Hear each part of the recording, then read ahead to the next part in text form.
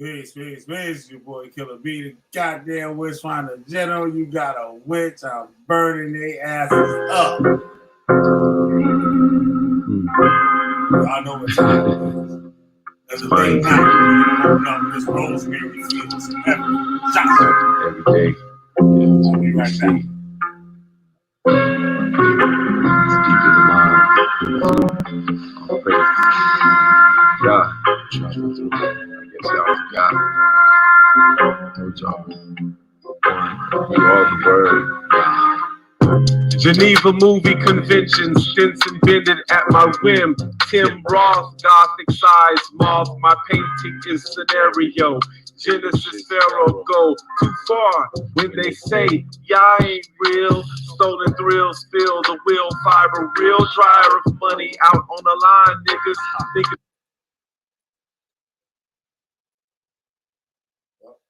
Always some shit. I had no issues all day until 2 minutes before I decided to hit me. There's always some shit. Funny, sunny like the vaginal, miracle, magical, radical like snowboarding, 360 turns, oldies be annoying, enjoy the time, like time life, that way I can be full off rice, wet ends of the locks, cosmic slop, never put out on crops, high as hell, sight, hell ain't high. Peace, peace, peace, y'all. Support all the sisters that support. Make sure y'all hit that like button on the way. Been around since Radio Shack, Best Buy, still here too. YouTube videos on glue, laughing when pigs on. Haters never hear the point, they gotta subserve. Us nerds be wildin' over observe, freestyling. I hate being an island, but I love to live in tropics. Play it safe, young one. 40 isn't old at all. Hang out to steal some malls. Talk back to moms, you got balls. Father sees it all. Sometimes never answer when you call. I know it though, how the government get overthrown and taken out by some body blows. Oscar Wilde with the structures, poetry I can muster. Check the sword luster, it shines like the heavens. You misuse me all around, your mind got jettisoned. Lettuce lungs with green in them. Go crazy, man, like venom. When I hear that bullshit, the longest ever full clip. Been alive since RIP. Check the credits. Check the credits. Under full grip. Dolly want a cracker? My bad. Dolly is a cracker. Drunk off Bachelor. What's next? Bachelorette? I lasso with Lawrence and Lawrence. Don't forget to hit that like button. Don't forget to hit that subscribe button. And hit that thumbs down button and tell me why you mad. Killer B, the Witchfinder General. Yet amazing how you forget. Used to idolize Keith Sweat, cause I wanted to pull them hoes. No fashion instinct, no knowledge of clothes. Went through that phase, now still don't. Tell a story like Hawaiians, you know, talk to listen. So hear the vision, another rendition of verbal invention with attention to how tight he gripped the pen, almost like a pinch. When you see it, travel overseas and view oceans thick. Grew up around rich, not wealthy. Maintain pure thought, healthy. Repelling mosquitoes using bushes of rosemary. Yeah. It's your boy Killer B back up in the building. What up, B? What up? What up, Pete? What's going on? Yeah, that new Josh track, that shit is hot, right? Definitely hot. We got an interesting video for us today. I got an interesting video for y'all today. I know y'all see the title. Y'all like, what the fuck? Well, yo, that's just some real nigga shit right there, boy. Damn. I know I read an article today. Well, actually a few days ago. We read it today. And some interesting stuff. So we're going to see what happens with all this. Where all this stuff come about and the reasons why. First, you know, I got to troll a little bit. You know what I mean? I got to tell the truth shit, and troll. And, I don't know, play some different opinions and stuff about it. All right, Pete, we can get to it. So, I'm going to play this and let you guys hear this. I'm going to continue. So, be right back. about and that you need to be aware of, because I think people have gone into a state of osmosis about this. Mother Shekinah wrote me a book about the building of Tuskegee, the school, and it's the land around it. And we'll talk about that at some point. And we thank God for Tuskegee and for Booker T. Washington. But my friends, when I spoke at the Oxford Round Table, I think it was St. Anthony's College, it's a conglomeration of schools at Oxford. It's not just one school, it's a whole bunch of them that do various things. They're all called Oxford. That school was built, the wall around the school and the building that I spoke in was built in the 12th century. It was a nice building, had a nice wall around it, nice wooden gates and everything. Old is the outdoors. But imagine building a building like that stood for years. And Cambridge, and one of the things about London in general is that most of the buildings there were built in the 11th and 12th century. Some built. We went into the name of that church where Queen Mary of Scots was buried. Church of England. What's the name of that church? Who? Westminster Abbey. Went to Westminster Abbey. And it was built in the 13th century.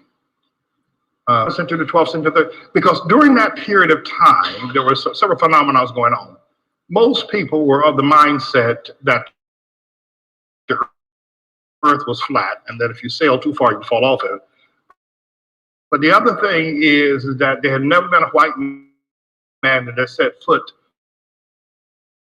on the continent of Africa in the 11th, 12th, 13th, and 14th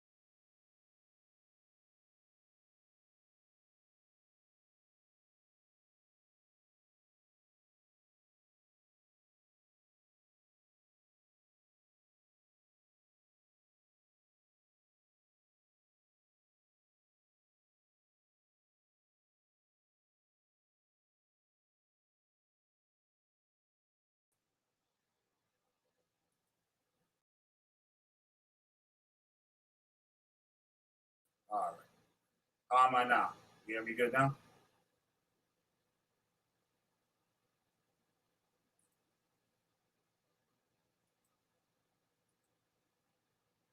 Is it still buffering? No.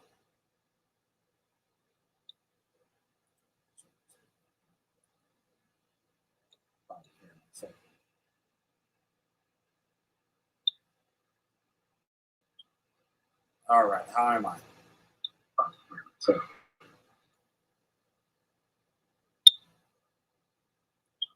How's my sound? All right. How am I? Okay. All right. Okay. Let me continue. Cutting off one another's hands. The place, they don't pick up the galleons and ships and send them back.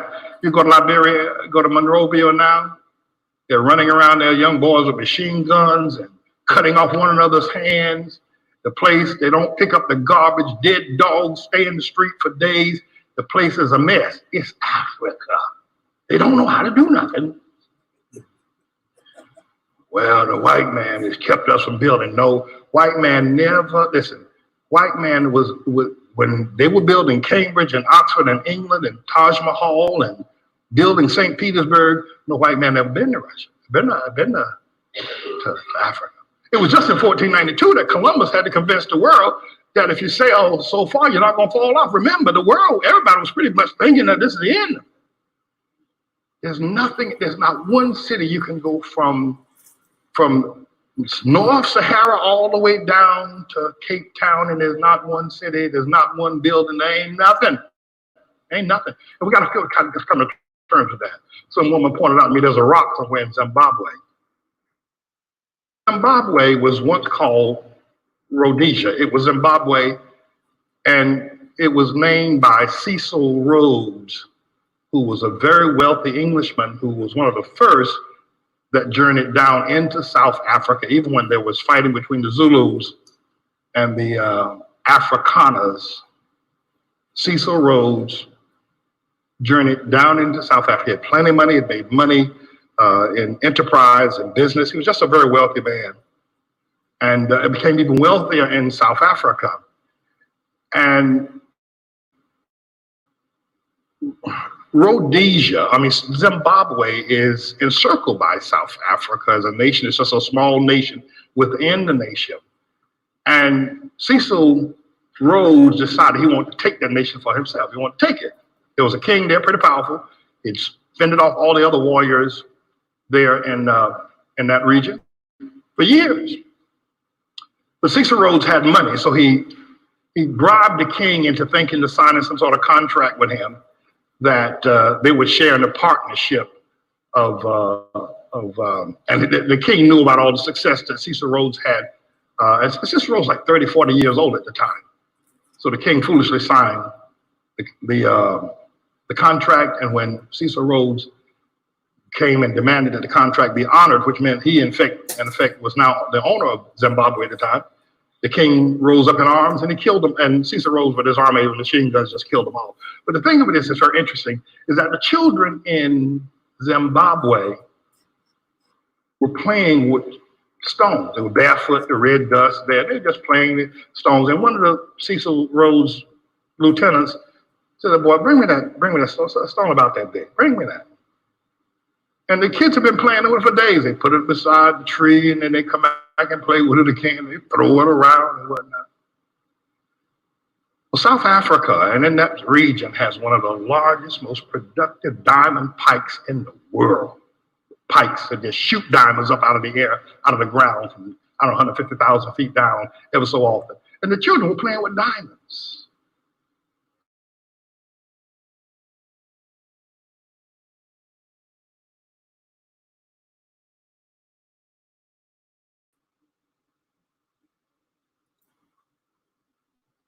And this was back in the 19th century. It wasn't way back in the voodoo days.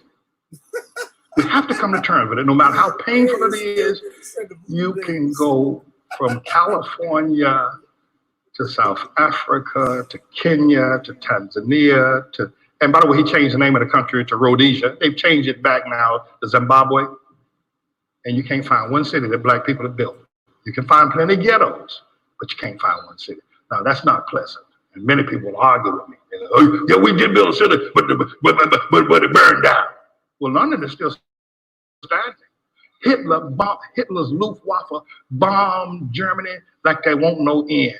There's a city in Germany called Coventry where Hitler had broken the code of, Churchill had broken the code of of Hitler's military plans, and Churchill knew that the Luftwaffe, the German Air Force, was coming tonight to bomb Coventry, and because he didn't want Hitler to know he had broken the code, he allowed that city to be bombed, and they bombed it back to the Stone Age. But it was a good decision on behalf of Churchill, because they broke the code, they were able to then break the German army. But saying that the white man stopped, there ain't never been no city in Africa. Nobody never built one. And we understand, well, why? Even here in New York City, even in America, there ain't no city y'all have ever built. You ain't never built no city. You ain't never built no city. And God gave you Harlem, and I tried to tell you how to hold on to that, and you ain't got no sense about that. And you need to come to terms with this. Stop this foolishness. Stop it. Stop it. You ain't never built nothing. You ain't never built nothing. That whole continent. There's not one memorial, there's not one thing standing in the entire continent. But everywhere you go to China, you go to Mexico even, you go to Brazil, and everybody's done something. There's a problem here. And we got to stop fooling ourselves and ask God to help us. Help us. Help us. We need help. The only thing we've ever done, we did it because the white man gave us a platform upon which to do it. He helped us. He built schools for us, let us go. He built highways so we could travel. We got to admit it. Got to stop these black folk running around here talking about the white man did this, white man did. You got to get that mess out here. You ain't never going to be a productive for God. You ain't never going to be able to understand anything till you get that fool. Realize that we are in trouble. You'll never call on God for help if you don't realize how difficult the situation is. All these years. And even here in Harlem, look at here. You don't have to go to Africa, forget about 12, 13, 14, 15 years. Look here in Harlem. Look here. First time black person got to get 2 quarters, they moved so far away from Harlem that you can't fire a missile to the moon and get them.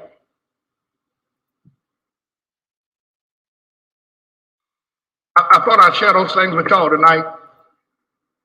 The moment we realize, wait a minute, Pastor Man don't hate black people. He's telling us the truth. He's telling us the truth. He's telling us what's wrong with us. What's wrong with us? And one of the most beautiful cities in Africa is Cape Town and Johannesburg, but white folk built that. And black folk are tearing it up because they don't know how to do nothing. God has sent me here. God has sent me here to speak this truth. And if you're not following me, if you think that somehow or another that I'm just here to try to make black folks look bad, it means you don't want to know the truth, because you can't show me. You can't forget about going to Africa. You can't show me nothing there. In every place we are, there's more than 300 of us. It's a ghetto everywhere.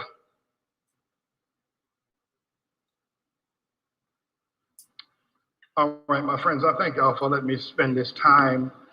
I feel so empowered that God has given me a fresh anointing to continue this work. I'm excited. This work that lies ahead of us, I want you to understand the truth that we speak. Make a commitment. Stop that jiggaboring that you're doing. All that stuff, that bad personality you got, all that's, get delivered. Get delivered. I heard Pastor Man, he said, get delivered, y'all. Get delivered. Get delivered.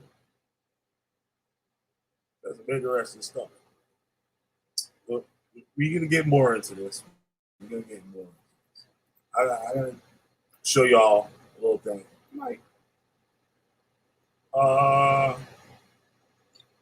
Yeah, I'll play this. I'm gonna cut into it. Yeah, I'm gonna read a little bit, and then actually, no. I'll play this next. No. I'll play this first. Then I get it. All right, let's go.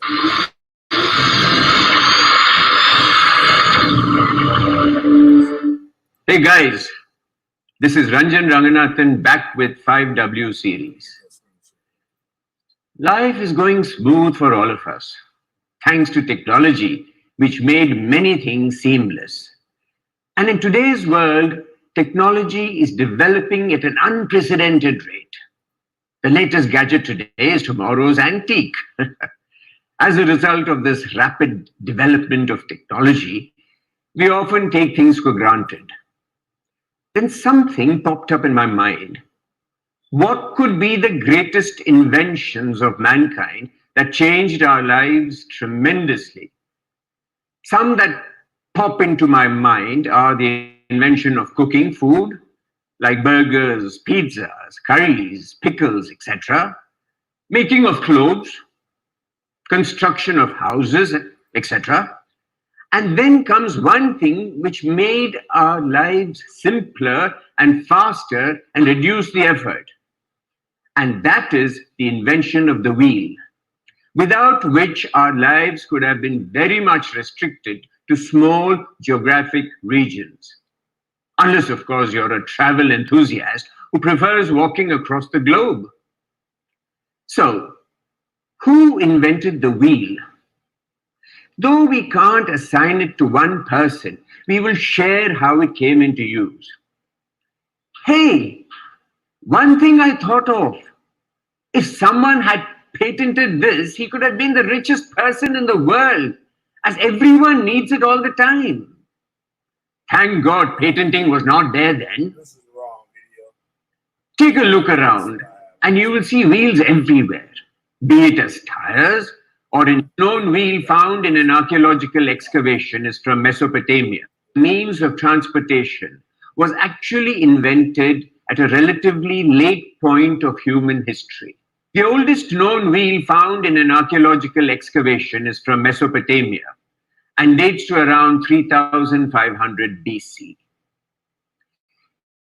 This period was known as the Bronze Age, which is a relatively late chapter in the story of the development of human civilization. By this time, human beings were already planted. Also, I don't know if he mentions it in this video, but the other video that I had for you got lost. They said that wheel wasn't actually like a wheel that was on a wagon. It was actually on a planting crops, herding domesticated animals, and had some form of social hierarchy. One of the reasons why the wheel was invented only at this point in history is due to the fact that metal tools were needed to chisel fine-fitted holes and axles. This leads to the next reason. The wheel was not just a cylinder rolling on its edge. It was a cylinder that was connected to a stable, stationary platform.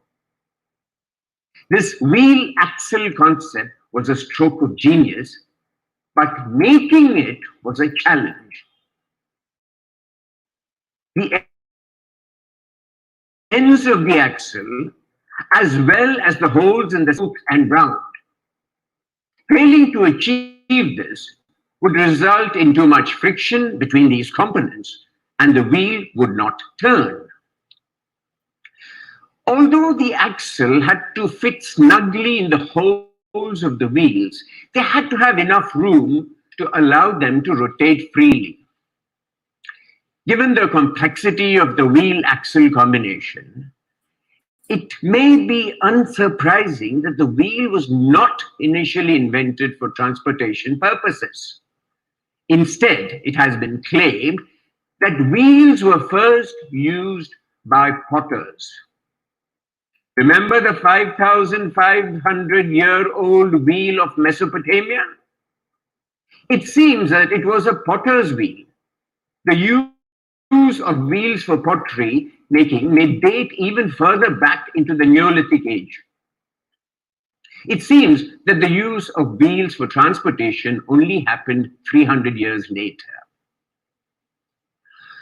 Although the world's oldest wheel has been found in Mesopotamia, the earliest images of wheeled carts were found in Poland and elsewhere in the Eurasian steppes.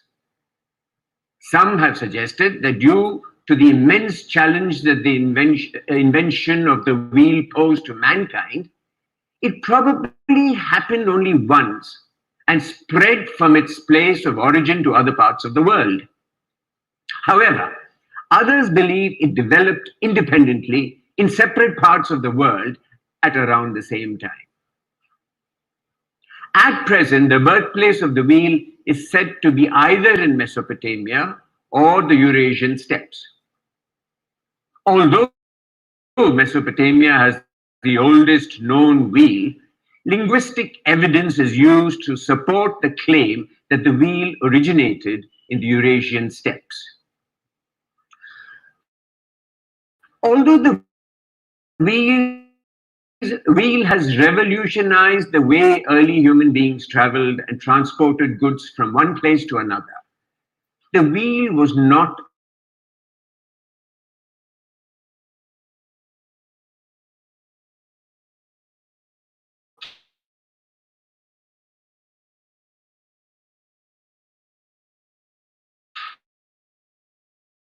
a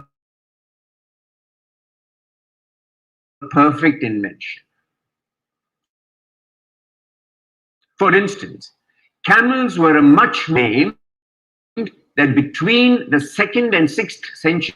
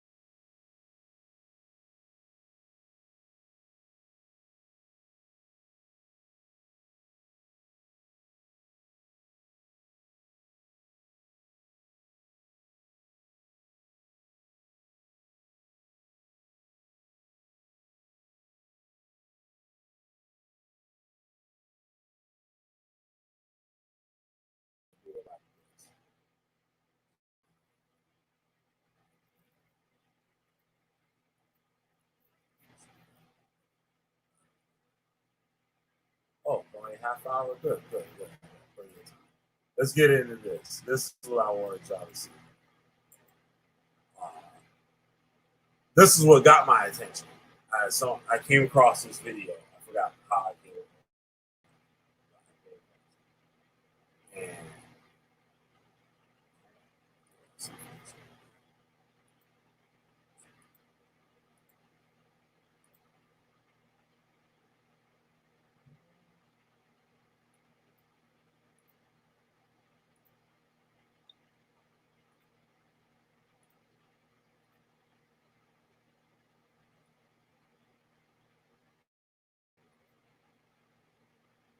I guess this was shown on a show. It's a YouTube channel called Red Ice. I don't know if it's still called Red Ice or not, but when I heard about it, it was called Red Ice.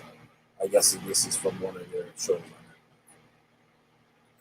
The water roller invention is sparing women living in Kenya's rural areas from lifting heavy water barrels over long distances. She says, it has happened. The wheel has been invented in sub-Saharan Africa. You're watching history being made, guys. Let me see. I thought the exact same thing. Wow. Wow. Oh, wow. It's big news. Al Jazeera. Oh, man. That's pretty groovy music. Rolling Springs. It has a lot of advantages. The wheel? Yeah. Just tech on the ground. Therefore, Nice. it's preserved. This is cultural appropriation of what we've done. They are taking the wheel from us. Wow. manufactured in Kenya, guys. Wow. Wonder where that drill was made. Who invented that?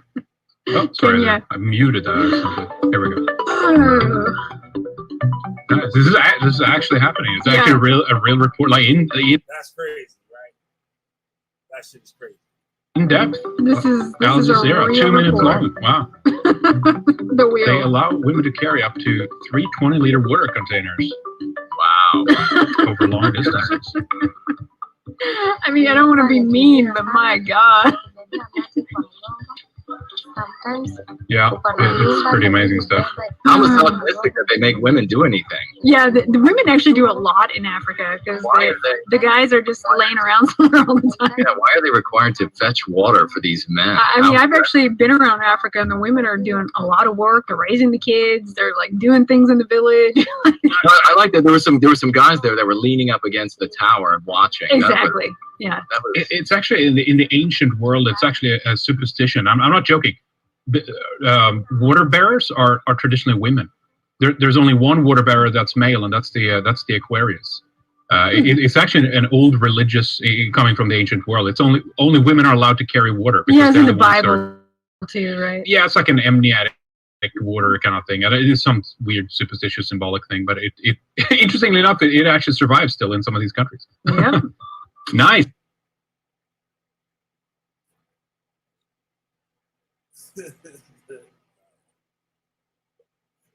So, wherever you look at on the net, it's going to tell you that Sub-Saharan Africa had no concept of the wheel until like the late 1800s. There was no use to it. There was no use for the wheel. They used the wheel for anything. Their pottery's not even made out of it.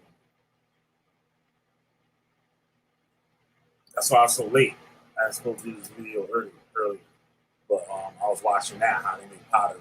So they put it on the convex. They let it dry and they work around it.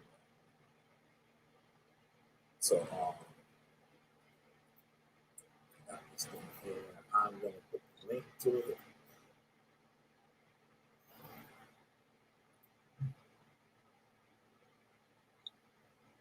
Sure.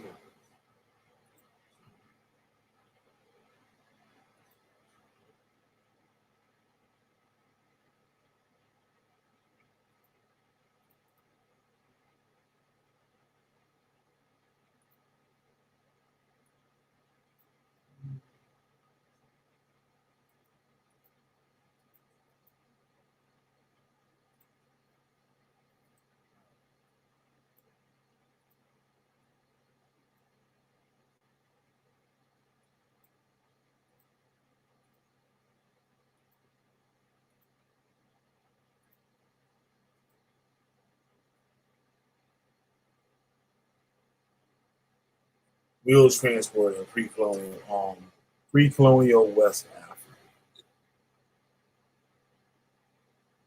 And it makes sense on the reason why they haven't used the wheel. It's kind of funny though how they like went about it, how it got adopted and stuff like that.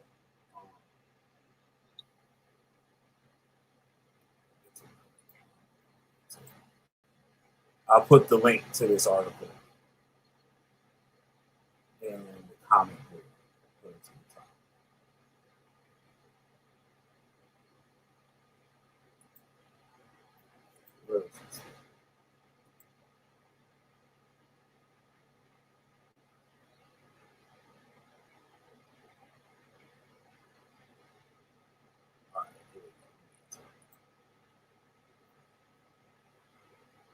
All right, early wheel transport in the Sahara. It is illuminating to consider first the history of original introduction of wheel transport in northern Africa. Wheel transport first arrived in the African continent in the form of a horse-drawn war chariot, which seemed to have been introduced into Egypt from Asia during the second quarter of the second millennium BC. From Egypt, the use of the war chariot spread westward into the rest of the northern Africa. It was known by Cyrenaica, eastern Libya, by the 12th century BC. It was in use in the Maghreb by the time of the earliest extant description of conditions in the area of the 5th century BC. The use of the wheeled vehicles for peaceful purposes to transport heavy loads apparently developed in northern Africa only after the introduction of the war chariot. Though the precise chronology of its spread is obscure, horse-drawn vehicles were used exclusively for military and ceremonial purposes. Horses could not be used at this period for heavy drought work because the yoke harness then in use developed originally for the use with oxen, intended to throttle horses when they pulled heavy loads. And the efficient use of horses for heavy drought only became possible with the development of the modern forms of horse harness, utilizing a collar or breast straps rather than the yoke. In the first millennium AD, heavy loads were therefore moved by ox-drawn carts. So you see here, they're saying the first, like mentioned, chariots or like horse-drawn, like buggies or war chariots or whatever, was introduced in the second quarter of the second millennium from Asia. It says from northern Africa, the use of the wheeled vehicle spread southward across the Sahara towards the western Africa. The use of the war chariots in the northern Sahara mentioned in literary sources in the 5th century BC. Of the 1st century AD, there are also numerous rock engravings and paintings of wheeled vehicles and sites in the central and western Sahara. Although many modern accounts give the impression that the vehicles depicted in Saharan art are mainly horse-drawn chariots. They in fact include many ox-drawn carts also. In many instances, the drought animals are not shown or are depicted in such a stylized manner that identification is impossible. But it appears that the horse-drawn chariots are restricted in the central Saharan sites, and that the wheeled vehicles depicted in the western Sahara are normally drawn by oxen. Knowledge of the wheel seems to have spread right across the Sahara, and most southerly depictions of the wheeled cart found to date being a rock engraved in Tondia near Guandam and the northwest of the Niger Bank. However, the use of the wheeled vehicles seems to have gone completely out of use in the Sahara during the first millennium AD. This involved two distinct processes: the replacement of horse-drawn war chariots with horse riders for military purposes, and the replacement of ox-drawn carts by pack animals for the transport. The former poses no great problems of explanation, since the replacement of chariotry by cavalry occurred only in the Sahara, not only in the Sahara, but all over the world, and evidently reflects the superior military effectiveness of the mounted warrior. In the Maghreb, it appears that war chariots went out of use during the 3rd century BC, but in the Sahara, they may have continued in use rather longer, being mentioned there as a little bit above, in an account of the 1st century AD. The demise of the ox-drawn cart is much more difficult to account for. The supersession of chariots by cavalry and warfare in no way compromised the utility of wheeled vehicles for transport and other contexts. In the Maghreb, indeed, it is clear that wheeled vehicles remain in normal use long after the disappearance of the war chariots. Such wagons, presumably ox-drawn, are mentioned, for example, in the Roman description of the Maghreb written in the late 1st century AD. In the Sahara also, it seems likely that the ox-drawn cart survived in use considerably longer than the horse-drawn war chariot.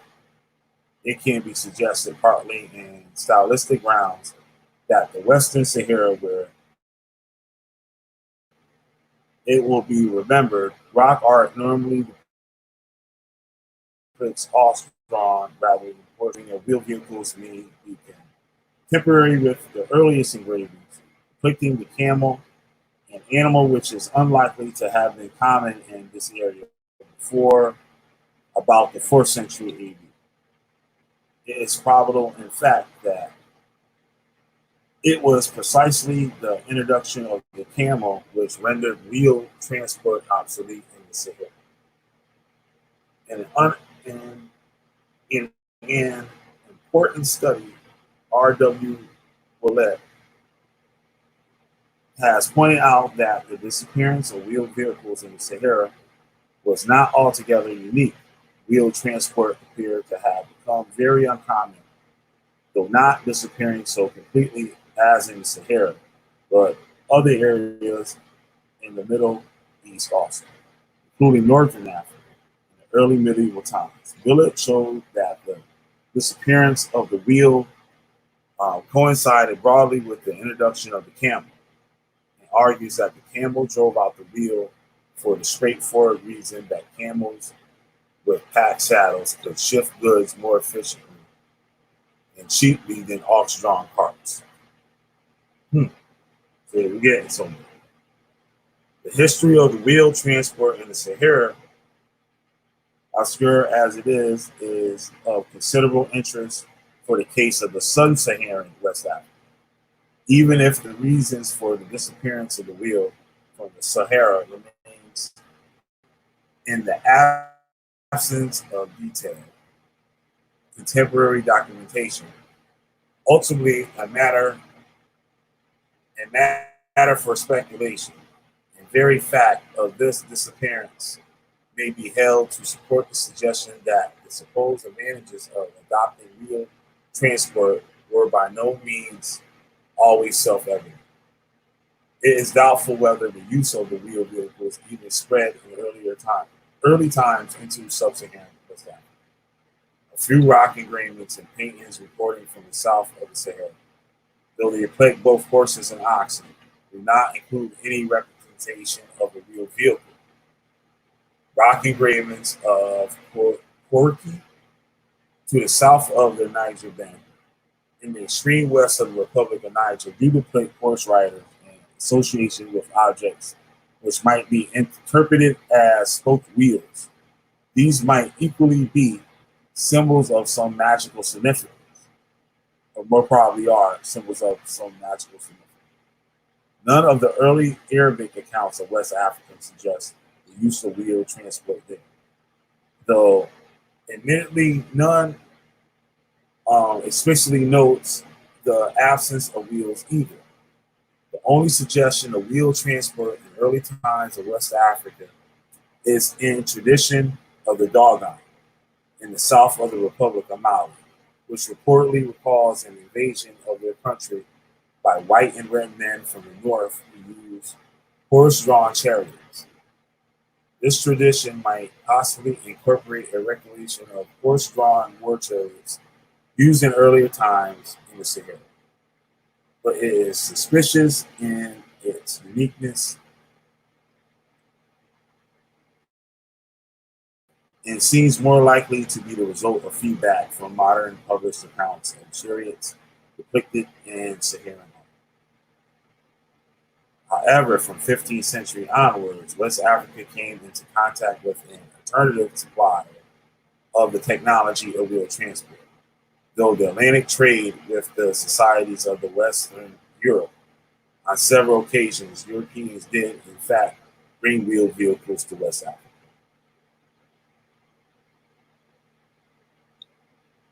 You're seeing here, like, there's a lot of places and stuff that was more efficient to have, like, pack animals. Like, you would have, like, I guess, like a donkey or whatever that would carry your stuff. But they're saying, like, there's vehicles being used in Sub-Saharan. So it's the ceremonial wheel carriages in Sub-Saharan Africa, Sub-Saharan West Africa.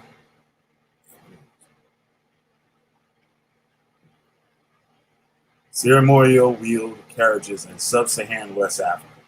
In most cases, the wheeled vehicles imported into West Africa from Europe were carriages intended for ceremonial use.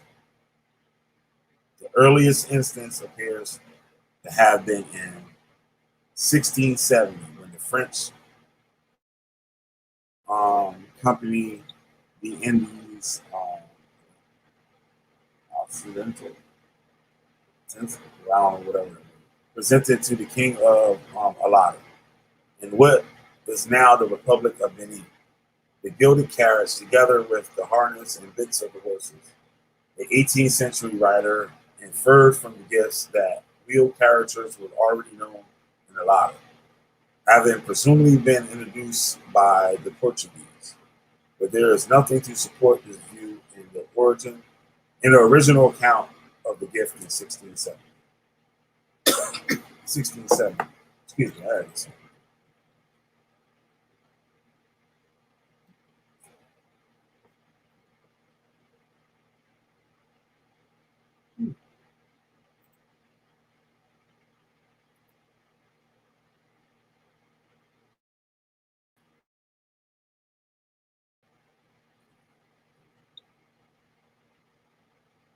Yeah, 1670.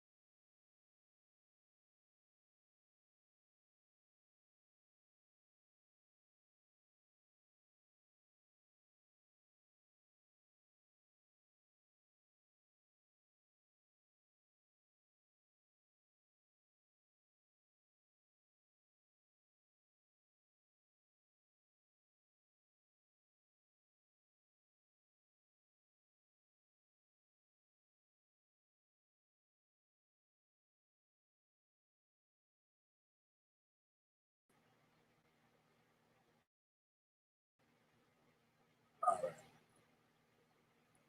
All right, I'm done. I'm just going to stop there. I'm going to leave the link for the video.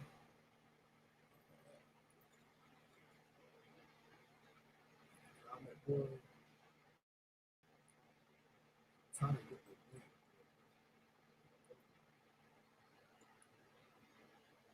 Oh, there it is.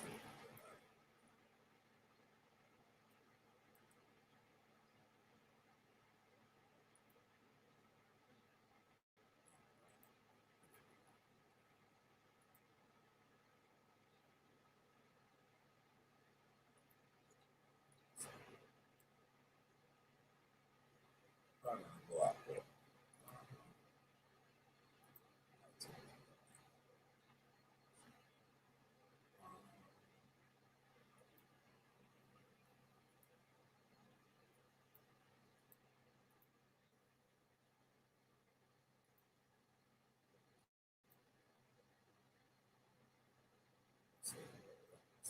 Okay.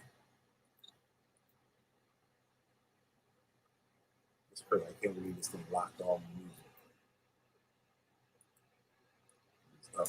This is stupid. Oh, I can put the link in here too.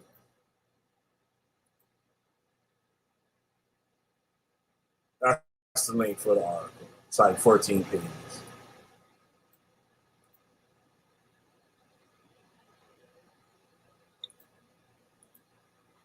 I'll put it in there.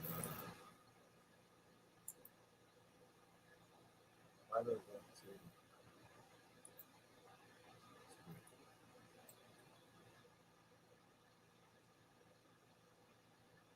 Oh, I'm sorry.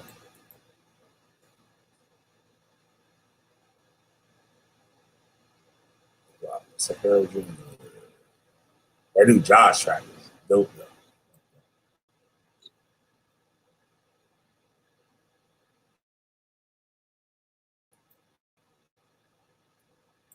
Thank you, B.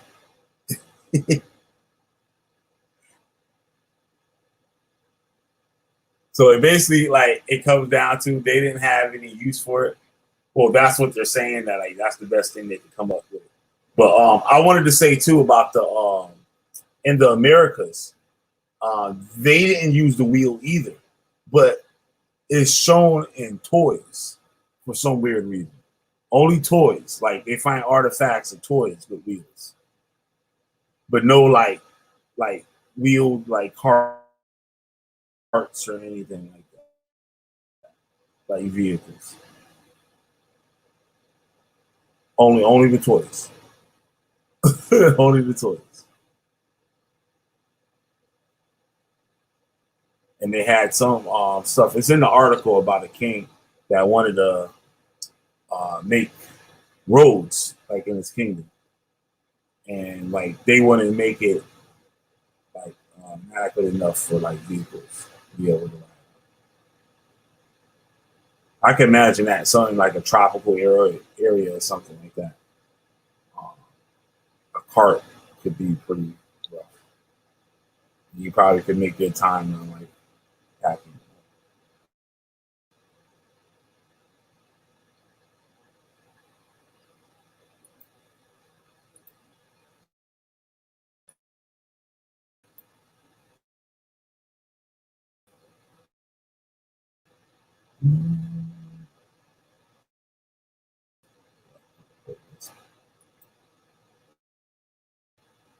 All right, Killer B. Goddamn, wish find 2 people in the room out of here before I fall asleep. If the song play, hell on out of here.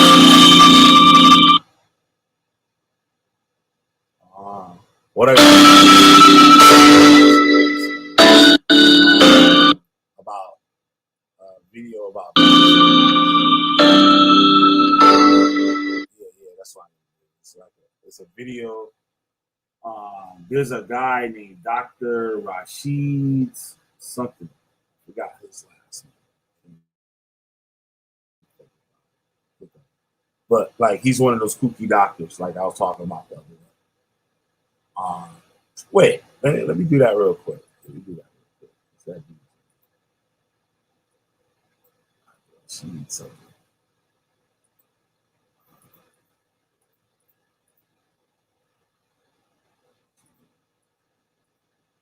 Buttar, yeah, Dr. Rashid Buttar. I think that's how you pronounce his name.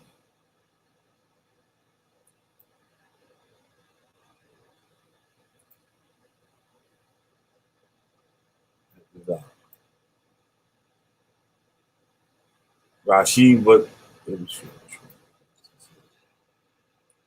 oh, it's still not an hour.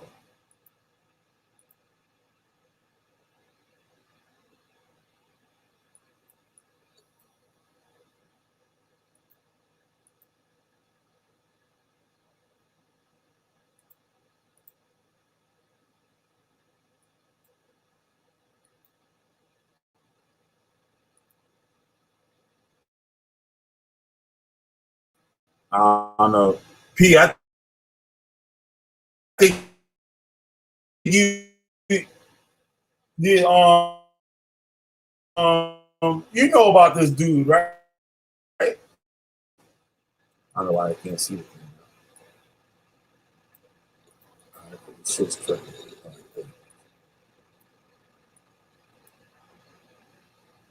So he was like a natural alternative medicine practitioner.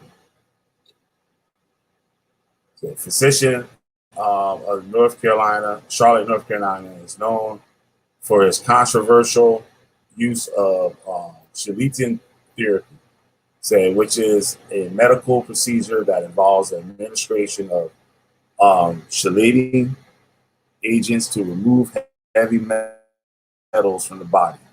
Chelating therapy has a long history of use in clinical toxicology and remains in use for some very specific medical treatments, although it is administered under very cautious something. He was born in London in '66. Came to America at 9, graduating with a degree in biology and theology, and earned a degree in osteopathy at D. Montes University. According to his website, he worked as a surgeon with the U.S. Army for several years, but did not achieve any medical qualification. I don't understand how that. He came to public attention in 2009 when he used Shillitoe therapy on a woman named Desiree Jennings, who claimed to have lost her ability to walk and talk normally after receiving a flu shot. He has been criticized for his use of chelation,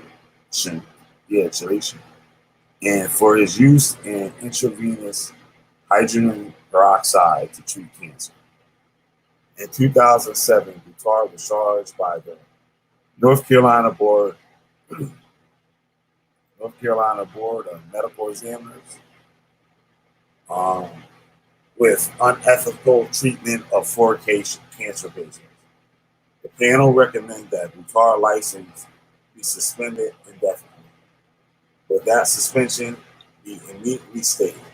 In 2010, the board, in response to this and other concerns, chose to formally reprimand Buttar, but allowed him to continue to practice. That's the scoop on him. So until next time.